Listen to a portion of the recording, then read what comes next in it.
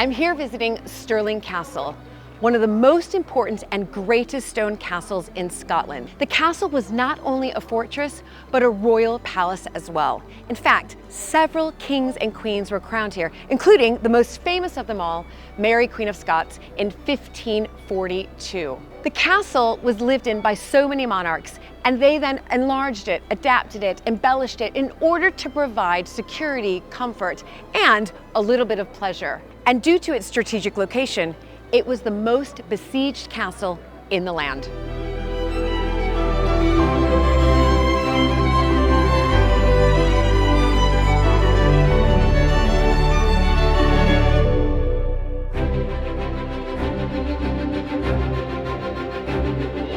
When I married into the British aristocracy, it was the start of a wonderfully exciting journey, but it was also a little daunting. I became a Viscountess, and for an American girl from a small town outside Chicago, that was quite a shock. I live with my husband Luke, heir to the Earl of Sandwich, and our family at Mapperton House in Dorset. Living in a place like this is a joy, but also a challenge. And every day we're aware that we're preserving a very special part of Britain's heritage.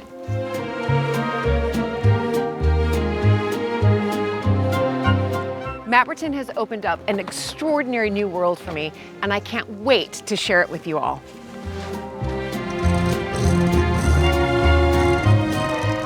So if you love castles and manors and stately homes as much as I do, please join this American Viscountess as I journey into the British countryside in search of some of Britain's finest historic houses.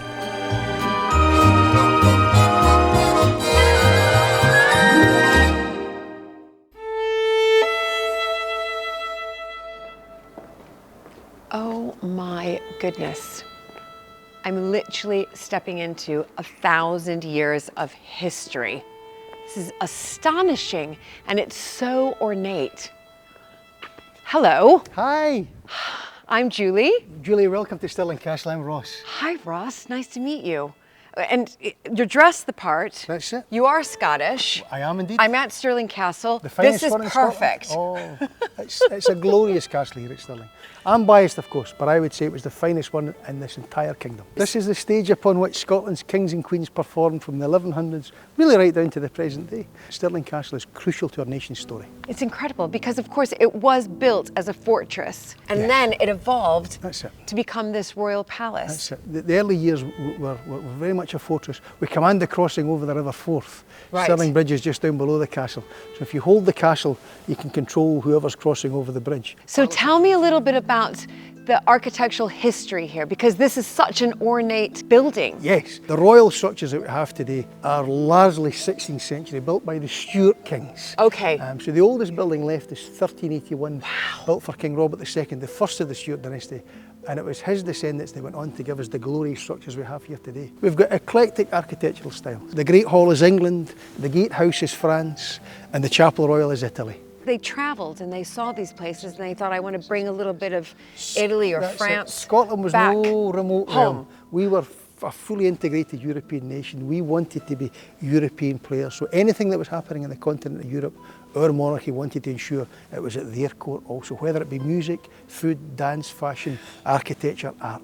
And there's buildings sort of scattered about, and that's of course what you would expect at such a grand castle, and that was really to defend, is that right? Oh, very much so. The outer parts of the castle, it's all a fortress. Yeah. It's all gun batteries and gateways and fortifications. It's not until you move further up the castle rock you begin to see the royal splendour. But in the outer parts, this is very much built for war. And there's been many battles around the castle's walls. William Wallace at the Battle of Stirling Bridge 1297, Robert Bruce at the Battle of Bannockburn 1314, to name just two. But not only have there been battles around the castle, this whole place has been attacked many times as well. Most famously, 1304, Edward I of England is outside. Yep. Inside, there's 140 Scots under Sir William Oliphant, and Edward has 17 trebuchets, you know, those massive catapults, hurling stone balls and Greek fire against the lads. 3 months they hold out for, between April and July of 1304. Eventually they have to surrender. Probably the most dramatic siege in the castle's history. Oh my goodness. There's been a lot of fighting. Yeah, a lot of fighting, and of course one of many of these battles that have happened here. And because this is a great point, isn't it? It's I mean, a defensive point. that's I mean, it was built here for a reason. It's the geographical position that makes Stirling important. We're right at the heart of Scotland. The River Forth used to cut Scotland in two almost, north and south. And here at Stirling we had the lowest crossing point over the river. So that's why the Scots monarchs built this castle, to guard that crossing, and inevitably it means that whenever there was warfare in Scotland, armies would funnel down the Forth Valley. This is where they would meet, and that's why you get some of the major battles and sieges in this area. So when did it evolve, though, from being a fortress to then becoming a royal palace? It's always used as a royal residence, but in terms of the palace and the monarchs being more confident and less concerned with warfare, you're probably moving into the later 15th century and the reign of King James IV. He is building certainly foreworks and fortifications, but they're really more for show than for practicality. When that comes to be, because we want to show off our power and wealth. It's all about the age of chivalry, swirling turrets and such like. The king no longer fears aggression. Right. He is confident. He does not think he can be attacked within his own realm, and therefore fortification is less important than architectural splendour, palaces, chapels, residences. Right. And so then it begins sort of after James IV to James V. From that point onwards, we start to see the castle taking on more prominence as a residence than a fortress. Although later in history, we do revert to it with Cromwell coming and attacking the castle in 1651, the Jacobite period, after the overthrow of James VII in 1680. The castle's then involved in that. That's why the defences at the front of the citadel today, they're all early 18th century to keep the Jacobites out. So that the pendulum does swing back towards fortification. But in that late 15th century into the 16th century, this was all about the monarchs showing off their power, their wealth and their splendour with pleasure palaces. Yeah.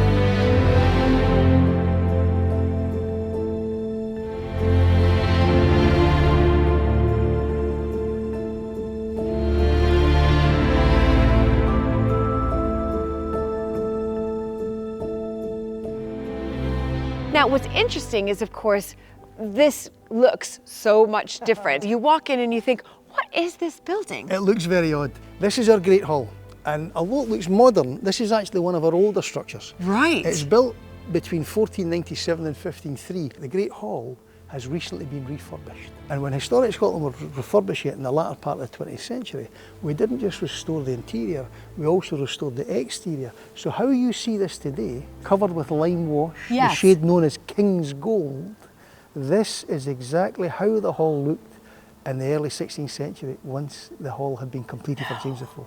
Most royal buildings in Scotland at that time were brightly coloured. In fact, even the palace, later this is done for James V, James IV's son, circa 1538 to 42. This would have been harled and lime washed as well. All these statues, golds, reds, pinks, purples, blues, greens. There was nothing grey and drab at the court. Nothing grey and drab. It was all about splendour and show, display. Yeah, exactly right. Now, can we head in there? Of course. Oh, and this is the Great Hall. This is the Great Hall, the largest and most magnificent one ever built in Scotland. No. Up the stairs. And it's enormous then. It's a huge ceremonial space. Really impressive. Fantastic.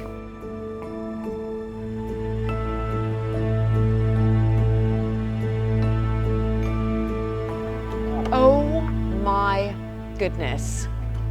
Okay, so this is the biggest and the best Great Hall of all time, is that right? The largest, most magnificent medieval hall ever built in Scotland. It's astonishing.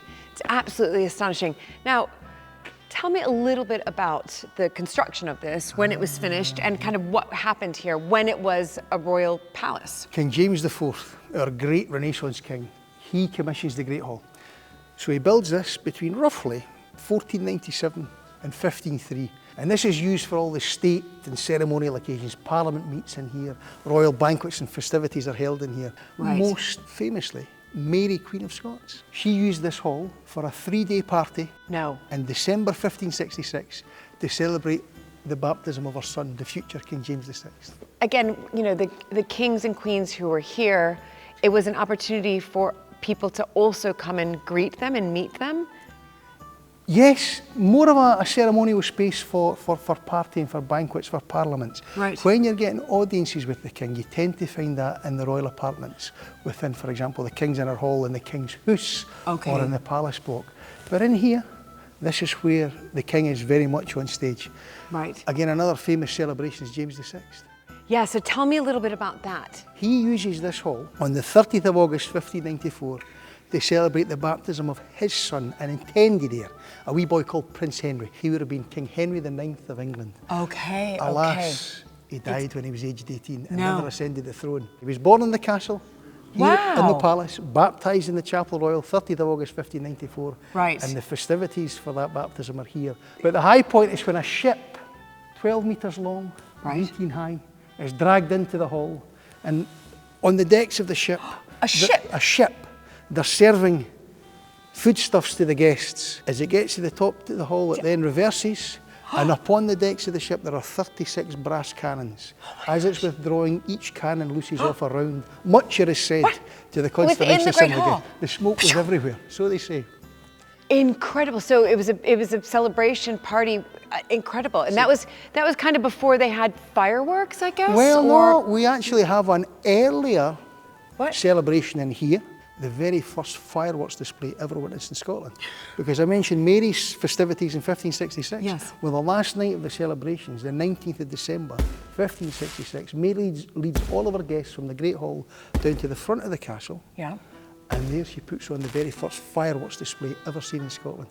The whole three-day festival was referred to as Queen Mary's Triumph. Oh my goodness.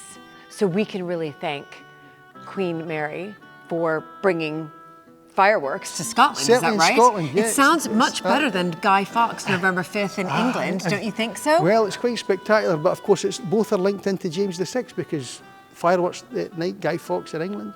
Yeah. The gunpowder plot affecting James VI. And the very first fireworks display here is at James VI's baptism.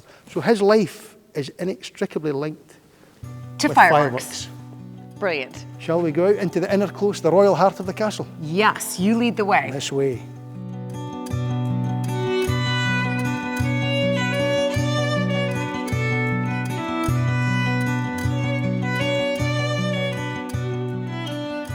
Okay, what are we looking for next? Well, we're in the royal heart of Stirling Castle now. Around us we've got arguably the finest collection of royal buildings that you'll find anywhere in Scotland. And in fact, we're standing on a very historic site here. These cobblestones that you see, marking out straight lines in the courtyard, well, these mark out the foundations of a building which once stood on this site. And almost certainly, these have been the foundations of the chapel of St Michael. Okay. The old chapel of St Michael stood here from 1412 until 1594. And this was the chapel in which James V was crowned. No. King of Scots. Right here. Right here, 21st September 1513. It was also the chapel where the infant Mary Stuart was crowned Mary, Queen of Scots, on the 9th of September 1543. Oh my goodness. So Mary, Queen of Scots was crowned here. 9 months old. Oh. In fact, she's said to have been so small that Cardinal Beaton had to hold the crown above her head throughout the entire ceremony, and she cried all the way through it. But this is where Mary was crowned. It's fantastic. So what happened though to the chapel? Well, Mary's son, in fact, he's linked to this chapel too. Okay. Because when Mary's an adult, she uses this chapel for her son, the future James VI's baptism. He's baptised here, 17th December 1566. The party happens the party in there. in the Great Hall. Yep. But when James VI attains adulthood, he decides that he will demolish this chapel and he will replace it with a new one. And it's done for a specific reason. We mentioned again another party in the hall, Prince Henry in the ship. The heir was born. That's it. His heir was born in the palace, 19th February 1594. And by that time, by all accounts, the old chapel at the castle had fallen into a state of disrepair. So James VI decides... He says, I'm going to level it. That's it. And we'll build a more impressive chapel for Prince Henry's baptism.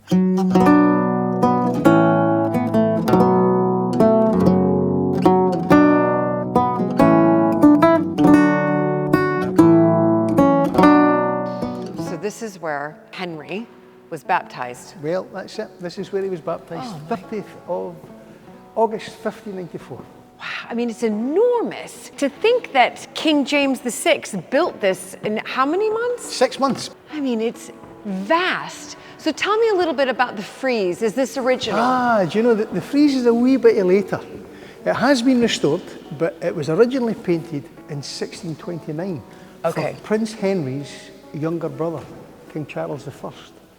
Oh my goodness. Because Henry dies when he's 18. That's right. So it means that when James VI passes in 1625, it's the younger son, Charles, who becomes king. And in anticipation of Charles coming north for his Scottish coronation, there was some work done at the castle, including this frieze. And you can see the royal cipher to the left, the letter I and the number 6, the I's from the name James, the R for rakes, meaning king, and then from left to right we have the sword, right to left the sceptre, and in between the crown. And these show the Scottish crown jewels, or as they're known here, the honours of Scotland.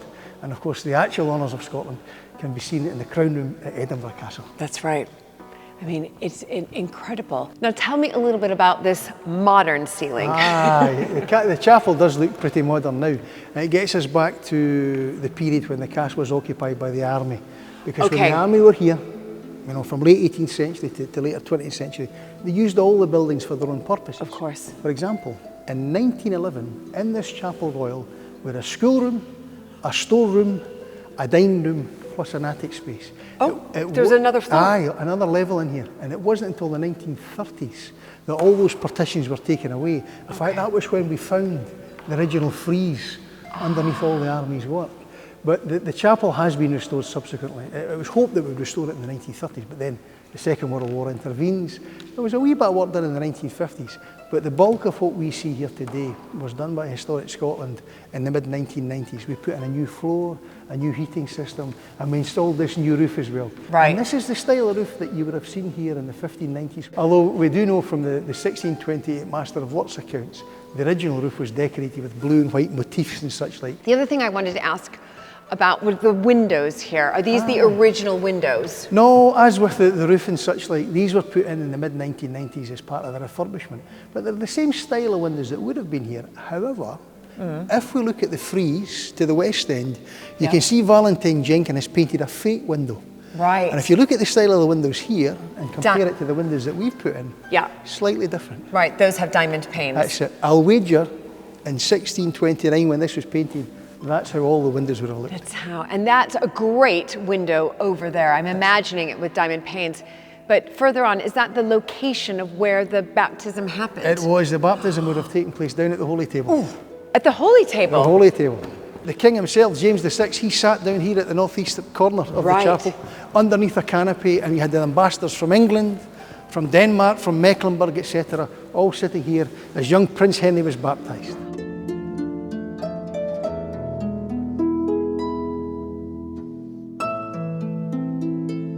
Brilliant. Thank you, Ross. Well, where off to next? Well, I think we should make our way back out into the royal heart of the castle and across perhaps to the palace to see the royal apartments. Absolutely. Let's go to those royal apartments. So we're heading to the royal apartments. Yes. And they are in this building here? This is it. This is what we call the palace. Okay. Built for King James V. So tell me a little bit about the architectural history here, because this is quite an ornate palace. It's a small piece of France that's just been laid down in the heart of Scotland. So James V built this? He does. He builds this palace roughly 1538 to 1542. And it's influenced by the trip that he made to France, 1536 to 37. The King of Scots is blown away by what he sees.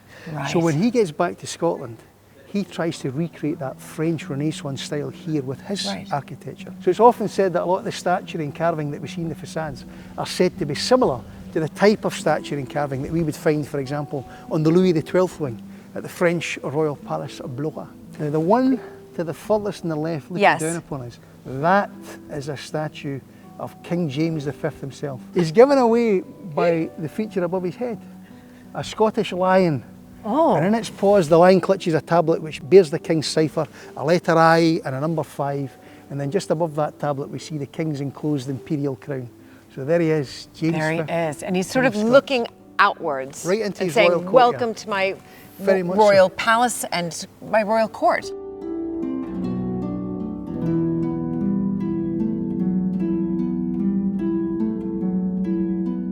We are now entering the royal apartments, is that right? This here, this is the original entrance of the palace. Wow. And this is the original door. No. Yep.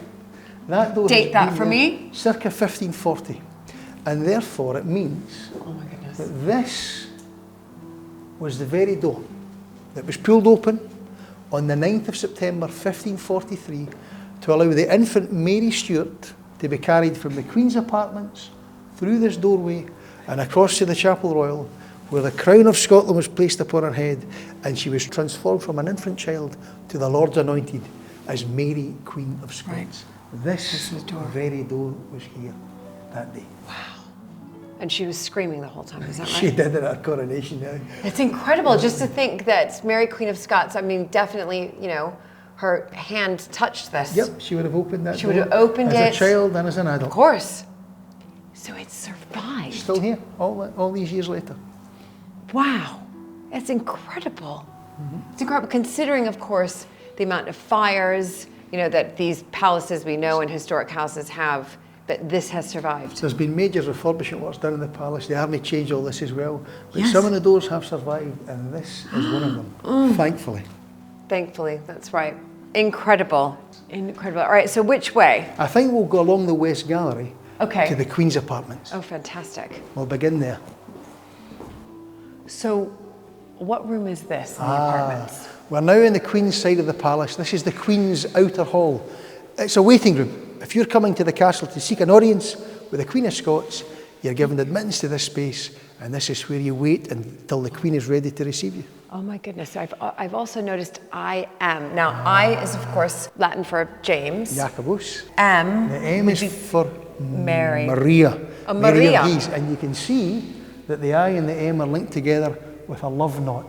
So it denotes a married couple, Okay. James and Mary. This is obviously not original, but there's been some restoration. That's exactly it. Again, when the army were here at the castle, they changed the palace apartments too. But between 2007 and 2011, Historic Scotland spent £12 million recreating these apartments. We see these rooms as they would have looked in the 1540s when Mary of Guise is here at the castle, bringing up her young daughter, Mary, Queen of Scots.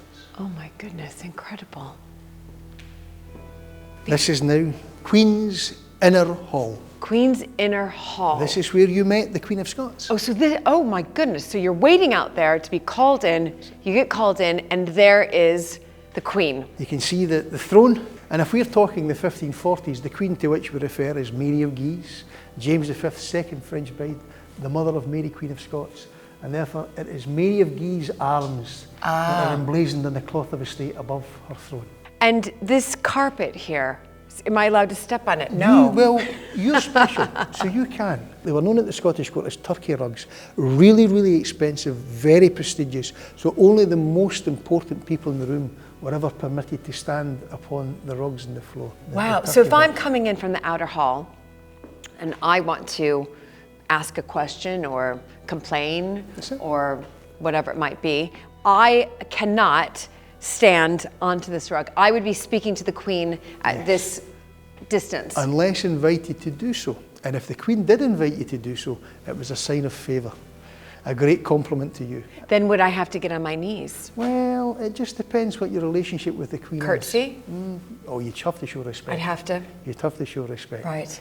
Because this is the room in which the Queen of Scots is very much on public display. This is where she welcomes foreign ambassadors to the Scottish court. When the Queen wishes to be more private, she would withdraw from an inner hall and she would make her way next door into her bedchamber. And if you were especially favoured, you would get an invitation in there also. Really? Yes. In her bedchamber? Into her bedchamber. Through there, you can have the private ear of the Queen of Scots. Right. So, would she then say to me, let's have a private chat? That could be the scenario. That's right. Oh, goodness.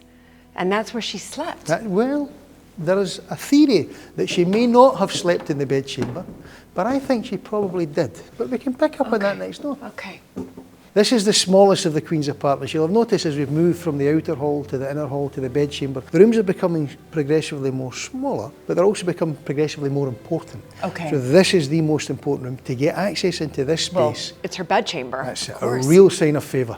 Yes. You're doing very well if you get in here. Okay, and I've noticed just around the frieze in particular, you've got MR. Maria Regina, Mary of Guise, Queen Mary. The room today is presented as it would have looked when Mary of Guise was here in the 1540s. So much of what we see here now is modern recreation. It was done as part of Historic Scotland's refurbishment programme 2007 to 2011. But features such as the door or even the fireplace, these are original. On a cold winter's day, she'd be close to the fire. Absolutely. In fact, you can see her desk where she would sit, tending to government business, etc., backs onto the fire. We have a record that there's an entire department of the Queen's household and an entire department of the King's household, and their sole purpose was to keep the fires burning all winter long.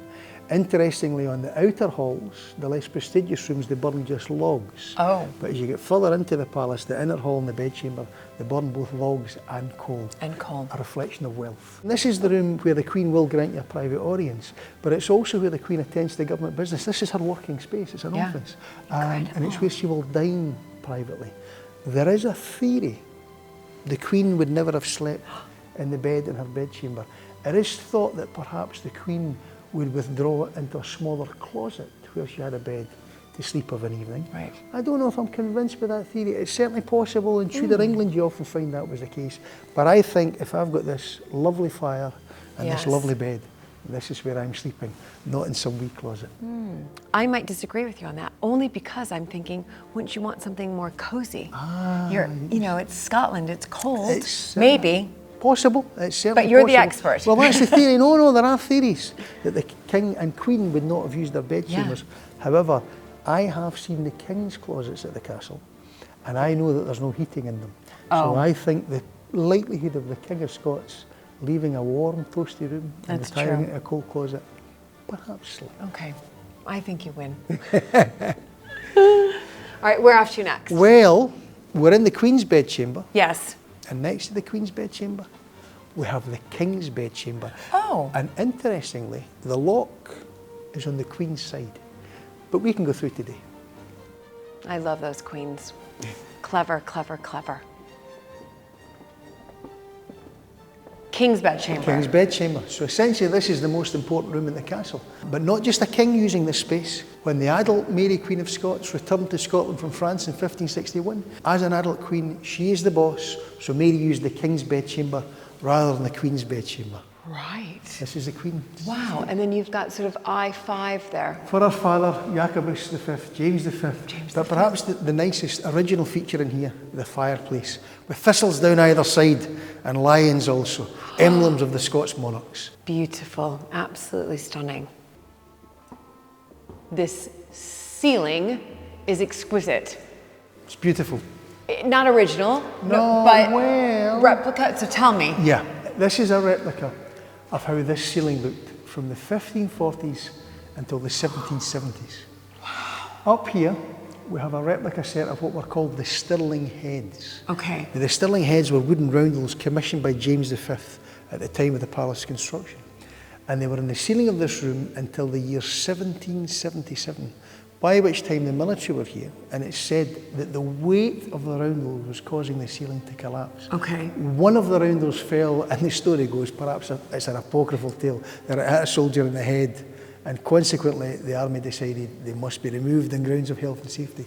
Some were destroyed at that time, some were burned, some were given away, but thankfully 34 of the original Stirling heads have survived. No. 31 of them are here at Stirling Castle in a purpose-built gallery. The other 3 are at the Museum of Scotland in Edinburgh.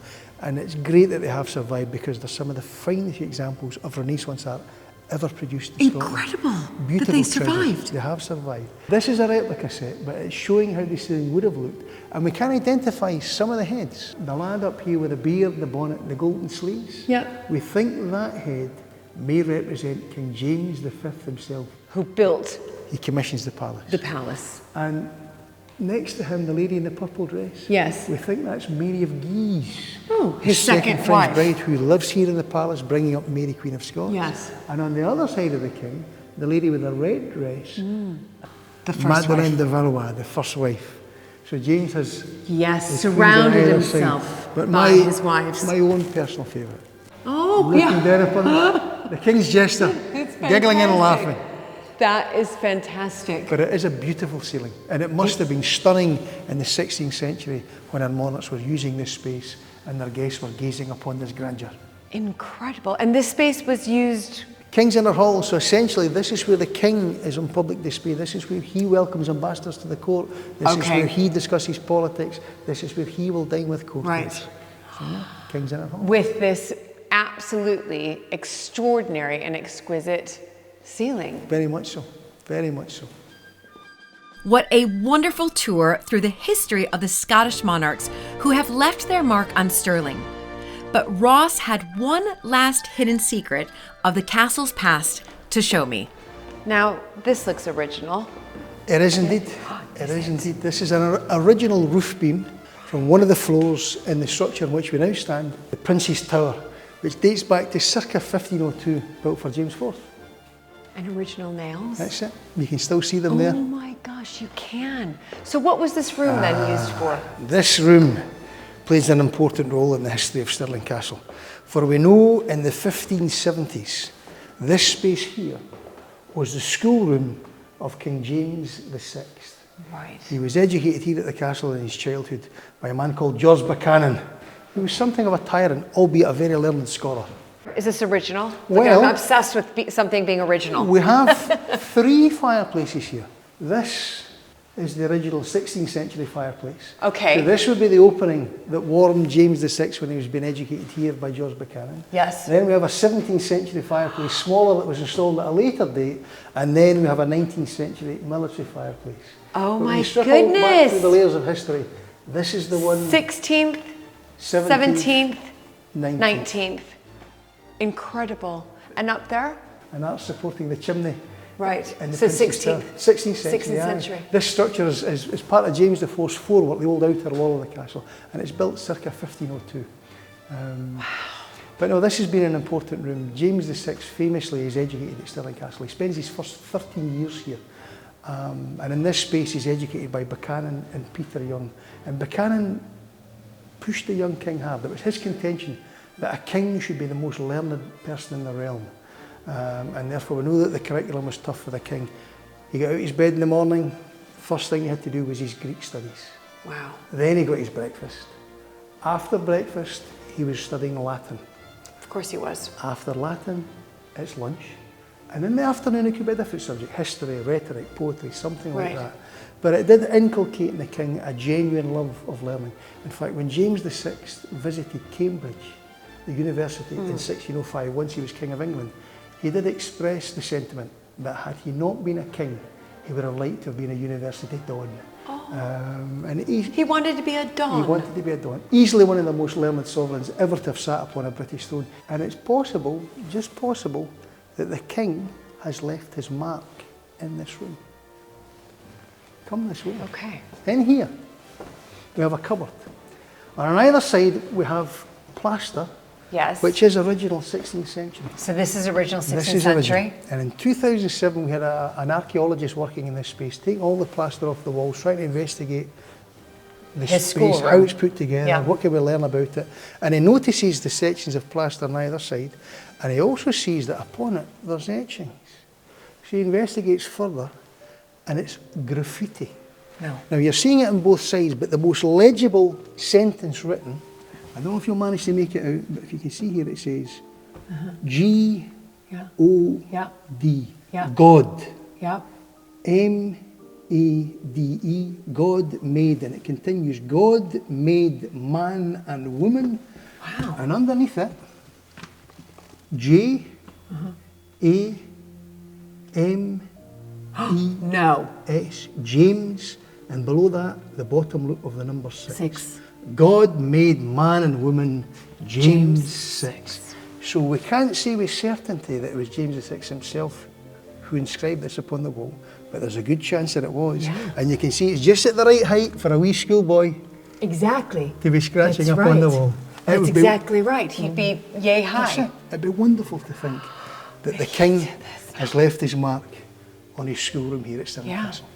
I think you should put some glass over that. I think we should. We want it to be there for a long, long time That's to exactly right. come. It's a treasure. What unbelievable. What an unbelievable treasure to see right now. Thank you, Ross. You're welcome. Incredible.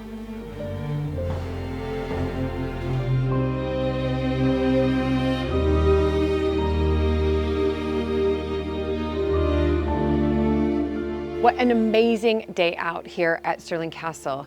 And it was really wonderful to see how this fortress transformed into a royal palace. I mean, once the king felt sort of less threatened, he decided to show off his power and spend it on building and enlarging and creating chapels and royal apartments. And of course, for me to be able to walk in the footsteps of Mary, Queen of Scots as well, and to touch the door that I know that she definitely laid a hand on was really, really thrilling and something I will forever remember. It has been a great visit at Stirling Castle.